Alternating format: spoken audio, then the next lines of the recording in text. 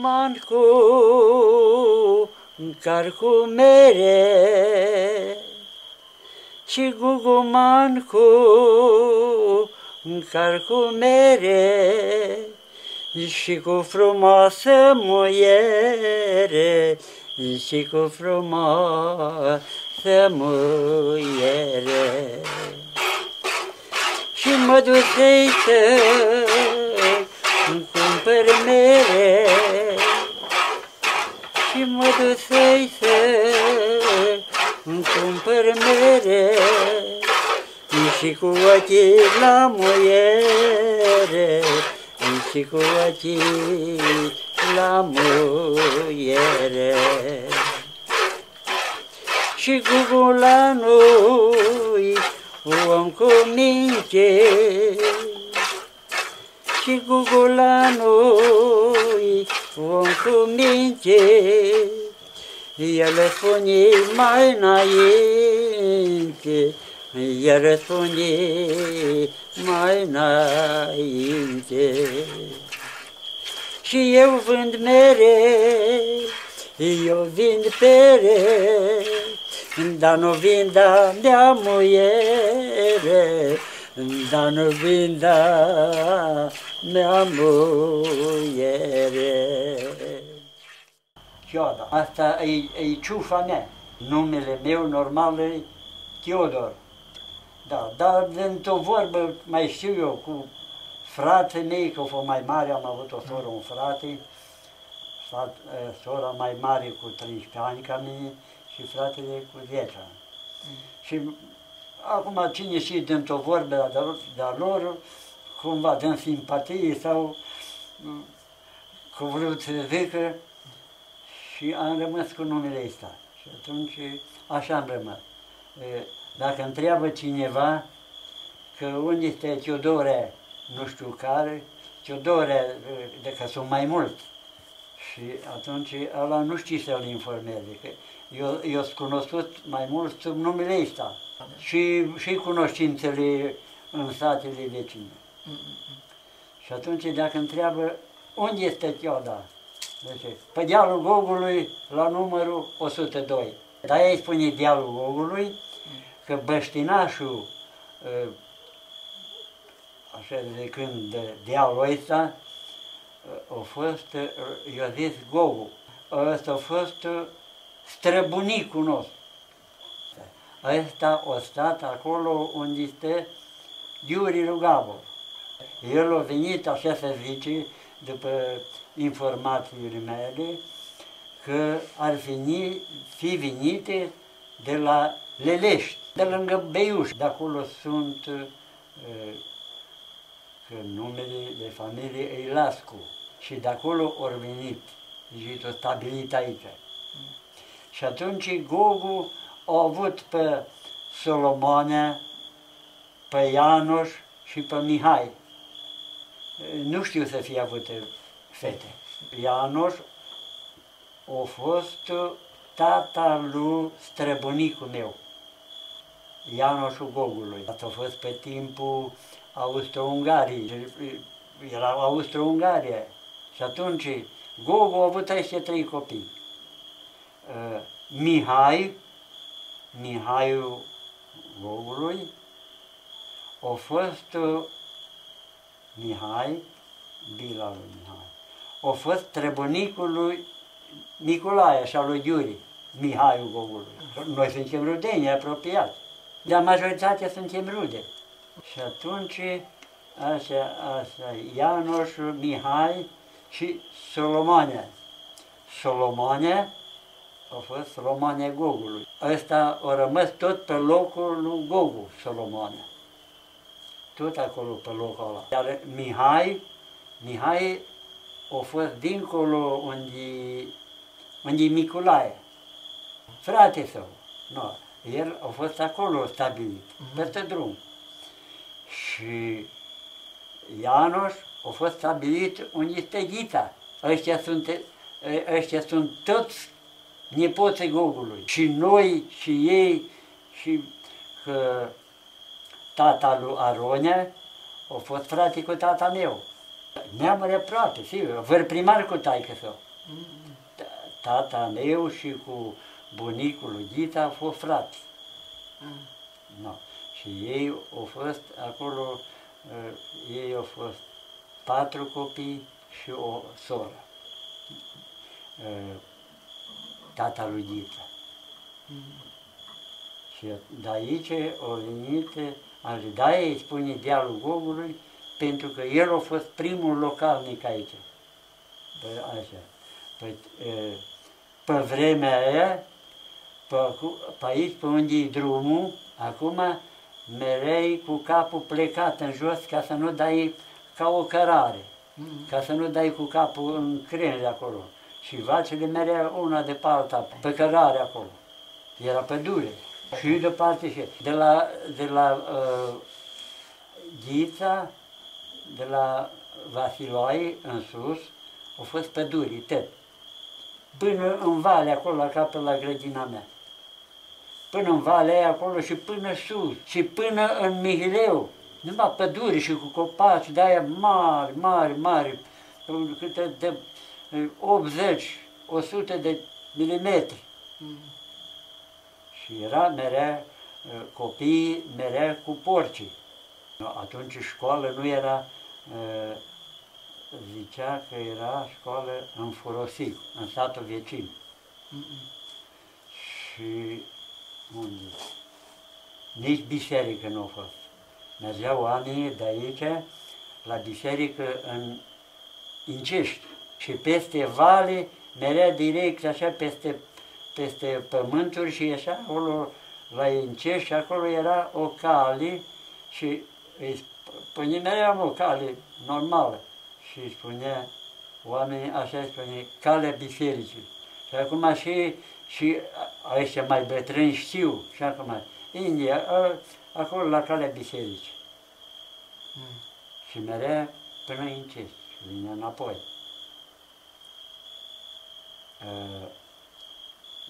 Dar atunci era o altă atmosferă între oameni. Erau mai omenoși, mai respectoși, adică nu știe, și nu știa carte.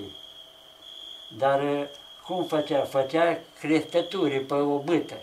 Și apoi număra alea atâția și așa știa să socotească. Nu știa să pune acolo numerele atâta, rămâne atâta trei. Gugumancu, carcu mere, și gugumancu, carcu mere, și cu frumoasă muiere, și cu frumoasă muiere. Și mă dusei să-mi cumpăr mere, și mă dusei să-mi cumpăr mere, și cu ochii la muiere, și cu ochii la muiere. Și gugulanul om cu minte, și gugulanul om cu minte, el spune mai înainte, el spune mai înainte. Și eu vând mere, eu vind pere, dar nu vind a mea muiere, dar nu vind a mea muiere. Când mi-a spus taică-miu, așa că aveam 13 ani când a murit, și mi-a spus, bagă de seamă cum lucrez pământul, că era invalid de război și eu eram nevoit să mă duc la plug la 7-8 ani. Și eu nu știam să conduc boii, dar boii era bine învățat și nu trebuie numai să-i zic ne. Și când ajungea în capăt, automat se întorcea înapoi la brața aia la altă. Și atunci când spuneam, Eu nu puteam să ridic plugul, că eram slab. No, un băiat 7-8 ani, ce făi? Și mi-a arătat taica meu să-l prind așa de un corn plugul și numai că era plug de fier. Da. Dacă îl puneai în brază, nu mai trebuia să pui mâna pe el. Până în caz, că boii mereu ținea brada, nu ieșea afară. Și atunci a spus așa, bagă de seamă cum faci, că nu să bagi de 3, de 4 ori tot greu sau văz sau secară sau urs sau, adică păioase, da. Una după alta atâta ani. Cum eram noi, aveam animale, aveam câte 12 capete de animale. Boi, 2 tuluci, 2 vaci, 2 viței, iară 2 viței mai mici și era gunoi de graj. Da. Că duceai pe pământ gunoi de graj, că atunci nu era azot și chimicale din astea. Și atunci pământul era îngrășat degeaba de sameni dacă pământul nu e îngrășat. Taică meu m-a spus așa, la 3-4 ani să-i sameni trifoi. Și ăsta trifoiul îngrașe pământul. Adică se odihnește și îl și îngrașă. 1 an, 2, mai mult de 2 ani nu ține trifoiul. Lucerna ține, dar lucerna ghijdeiu așa ține mai mult. Trifoiul îngrașe cel mai bine pământul. Și borceagul. În 1961, în 1961, eu nu m-am scris în CAP-ul. Tot a fost colectivizat, mai eu nu. Eu n-am fost colectivizat, n-am avut colectivizat. Și, dar pământul l-a luat de ei, grădina, aici, dar și veneau aici la mine, secretarul de partid a raionului Oradea, vinea mereu aici și mă lămurească că să mă scriu în colectiv, mai făcea și niște gesturi din ale de prost gust, ca să mă iau leacă de frică și nu m-am scris în colectiv. Ne ducea la școală, aici unde e școala, unde e dispensar acum, acolo era școala și acolo mereu și echipa aceea lor înspăimântătoare, îi băga acolo și începea să-i bubuie. Da, să se scrie în colectiv și nu știu ce. Și era... Și eu am evitat că... Am stat noapte întâi, am stat prin pădure, am fost pe la Rudenii, până Hodiș, că am Rudenii acolo, mai până Gruilung, și ca să nu dau față cu ei. Că atunci, în 60, în noiembrie, atunci m-am căsătorit, aveam 30 de ani. Și atunci m-am căsătorit, dar n-am fost legitim. Și așa că nu putea să o pună pe ea să-i scălească, că nu era valabil, că nu era legitim cu mine. Și apoi vinea ei că întreba că unde ești, că unde ești, nu știu unde s-o duc, nu știu. Deci am fost pe la sora mea, la San Nicolau Mare, câteva zile, atât, ca să nu stau în ochii lor. Era o zăpadă, cât e gardul ăla, puteai să treci peste gard, pe zăpadă. Așa era o zăpadă. Și apoi eu băiam și cotam ca să nu stau de vorbă cu ei. Și nici n-am stat de vorbă cu ei. Și grădina ori băgat-o ei ca să o are. Și atunci am făcut scandal cu ei. Că știam eu că era unul care era Rudenii cu noi, inginer. Mama lui a fost verișoară primară cu mine, Popa Teodor. Și câte mine la un moment dat zice, zice câte mine, tu știi, zice, ai văzut grădina ta? Cum zic, că nu. Eu cotam ca să nu stau de vorbă cu ei, că nu cumva să mă scap să zic ceva, dar eu nu-i vedeam în ochi. Numai că nu ziceam nimic, că Imediat îți găsea un nod în papură. Și atunci mi-a arătat la grădina și împrejmuite pe hartă, împrejmuite și scris acolo sector particular. Eu n-am știut până atunci. Am prins un pic de curaj, știi? Și au venit la plugul aici, să arii aici, să-l dase numai 5 arii, dacă nu lucrez în CAP-ul. Dar eu am fost angajat și nu mă puteam angaja nici aici în Raza, că atunci era regiunea Crișana. Nu mă puteam, că imediat dacă ești membru în CAP-ul sau nu știu, și atunci am făcut intermediare și m-am dus la Araz, la uzinele de vagoane și am lucrat 4 ani acolo. Și un an, 2, veneam mai rar acasă, știi, ca să nu dau față cu ei, mai rar veneam acasă. Și când veneam noaptea, veneam până la gară în Mocear, la Mocear, și de acolo veneam pe jos. Atunci am intrat în casă și că să mă bag în casă, mă bag câte foc acolo și atunci intră în casă 2 polițiști și unul civil. Și au început să controleze. Imediat ne-au legat cu mâinile la spate și întors cu fața la perete.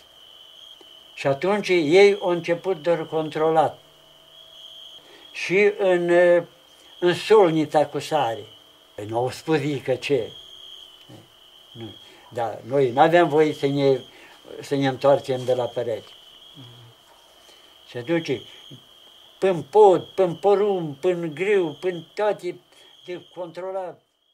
În foaie verde șulălea, măi, când treceam prin Rogova, măi, era să dau de belea, măi, să mă muște o cățea, măi, mititică însărea, măi.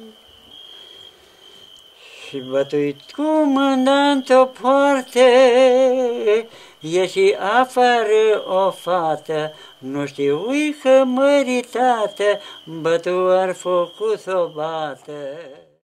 S-a dus o persoană vecină cu mine, ca să fiu sincer, fata lui Mărioara. Și spune, aveți pâine? Da, și vânzătoare avem. Felii, zice. Nu, nu-i felii. Atunci nu cumpăr. Dacă și asta e greutate ca să tai pâine, felii, cu cuțitul, ce mai poți să spui de lucru? Pui la îndemână apa, sare, drojdie, lemnele de cuptor, cuptorul, și să potrivești cuptorul cum să coacă pâine, să rup pâinea, să o pui în coșara aia cum se punea de mult. Se punea în coșară cu șergare, cu făină, ca să nu se prindă de șergare, și o punea pe lopată, pe urmă o lăsa să dospească când știa femeia. Și când via că iese din coșară, no, hai să ducem pâine la cuptor, pita, să ducem pâine la cuptor. Și o punea pe loptat și rămânea așa frumoasă pâine. Și... No, între persoana respectivă ar putea să facă așa ceva? Nici nu cred. Nici nu-mi trece până cap că ar putea să facă așa ceva. Da? Când eram de 10 ani, era un dascăl din Lăzăreni. Era Paul Trăian. Și ăla învăța 7 clase. El și cu soția. Dar acolo n-ai putut la școală să te duci cu lecție neînvățată. Și atunci eu mai aveam un frate și o soră. Și toată lumea era actat să meargă la biserică. Și fratele meu și sora mea și toți de teapa lor.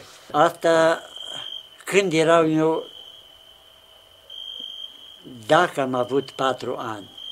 Atunci s-a construit, mi-aduc aminte că atunci nu era atunci excavatoare și din astea cu să sape șanțul pentru fundații, sapa oamenii cu cazmaua, cu arșeu.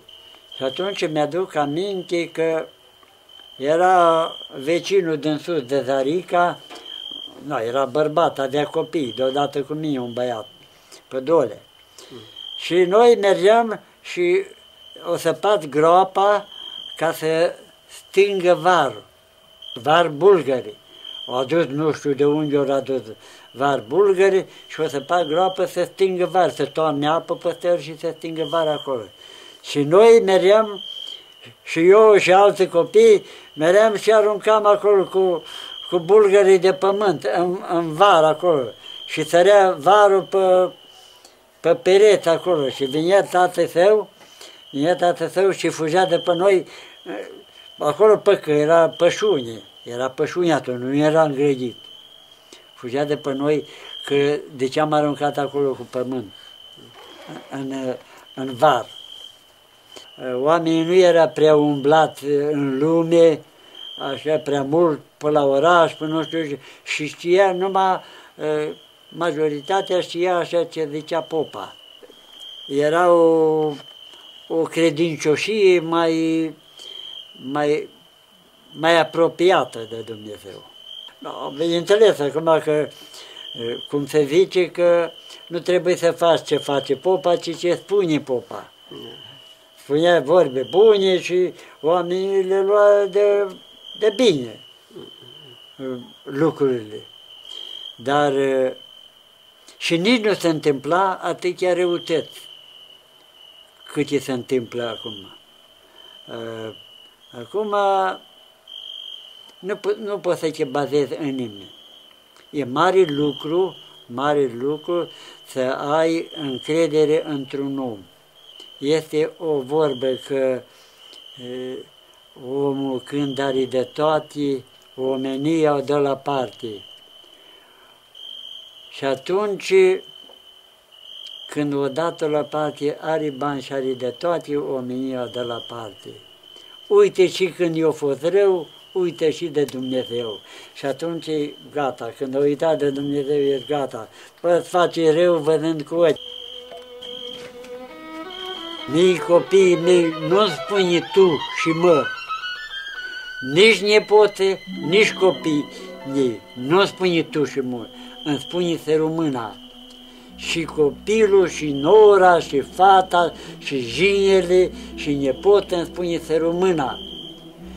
Și pentru asta nu aș găsi loc unde să-i așez mai bine decât îmi permite inima.